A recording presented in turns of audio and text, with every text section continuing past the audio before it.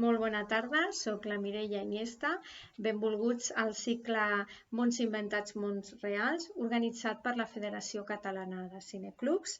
Aquesta és la pel·lícula que tanca aquest cicle. El cicle va començar amb L'increïble hombre menguante, presentada pel Martí Porter, i acaba avui amb Frankenstein. És una pel·lícula del 1931, és una pel·lícula de terror, com ja sabeu, dirigida pel James Whale. Sabeu que està basada en una novel·la, que és una novel·la escrita per la Mary Shelley entre el 1816 i el 1818, que es diu Frankenstein o el modern Prometeu. La Mary Shelley i la seva família van anar de vacances l'estiu de 1816 a casa del Lord Byron, a Ginebra, i llavors una tarda molt plujosa el Lord Byron s'avorria molt i va suggerir inventar-se un conte de terror amb la gran fortuna de que d'aquí va sortir la novel·la Frankenstein de la Mary Shelley i The Vampire de Polidori, que estava allà també, en John Polidori. Anys més tard, el 1931, la productora de cinema Universal decideix que adapta Frankenstein perquè la productora va comprar molts èxits de Broadway, entre els quals hi havia Dràcula. El Dràcula va suposar un gran èxit de públic i el que va fer ràpidament l'Universal és adaptar Frankenstein. Va tenir el mateix èxit. Això va provocar que l'Universal encarés la seva estratègia comercial cap a les pel·lícules de terror i més específicament cap a les pel·lícules amb monstres. Aquesta línia comercial va ser explotada fins al final dels anys 40 i el que va fer la Universal amb el gènere de terror és una mica el que va fer la Hammer més endavant amb el gènere de terror, la britànica Hammer, que va ser monopolitzar-lo, no? La pel·lícula té moltíssimes versions. Es conserva una del 1910 que va ser produïda per Edison, però hi havia una altra del 1915, Life Without Souls, que es va perdre, i moltíssimes més. El 1935 el James Whale va decidir fer una seqüela i va fer La nòvia de Frankenstein amb l'Elsa Lanchester. Aquesta pel·lícula recull aquest episodi que acabo de relatar a la família de la Shelley a la casa de Lord Byron.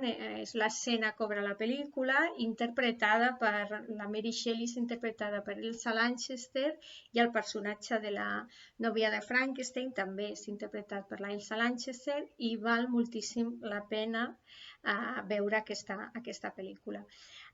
Pel que fa a Espanya, no podem dir que tinguem versions de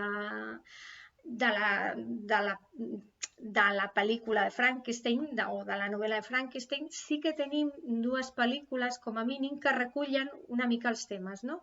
El Gonzalo Suárez va fer Remando al Viento, on relata aquest episodi del retrobament entre la família de la Mary Shelley i el Lord Byron, i Víctor Erice, l'espíritu de la colmena, doncs també recull una de les més famoses i més emblemàtiques escenes de la pel·lícula d'en James Whale, i comentarem millor el debat.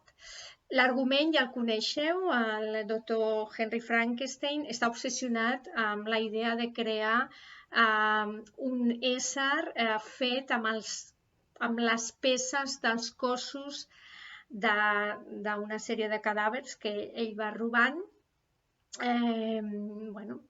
Sabeu que el fan fora de l'escola de científics on treballa, finalment se n'en surt i aconsegueix crear una criatura feta a peces, però amb funestes conseqüències, com ja veureu a la pel·lícula i com ja comentarem al debat. Els temes de Frankenstein serien l'arrogància prometeica, el trencament de les lleis naturals, el tema del doble, que és un tema constant al cinema expressionista alemany. De fet, Pensem que la temàtica de crear un ser controlat per una altra persona ja la trobem a la meravellosa El gabinet del doctor Caligari, del 1920, del Robert Wiene. L'expressionisme alemany està molt present a la pel·lícula de la que estem parlant avui. Es nota moltíssim la influència del cinema expressionista alemany de pel·lícules com El Golem o Metròpolis, especialment pel que fa als decorats, a la estilització dels decorats, a la verticalitat que tenen els decorats, i això arriba fins a les seves últimes conseqüències amb el famós laboratori de Frankenstein, que al final és tota una icona que ha estat reproduïda molts cops a moltíssimes altres pel·lícules. Comentar que la pel·lícula va patir un petit procés d'autocensura, es van censurar 2 escenes. Una no la comentaré aquí, per si algú encara no ha vist la pel·lícula, la comentarem al debat.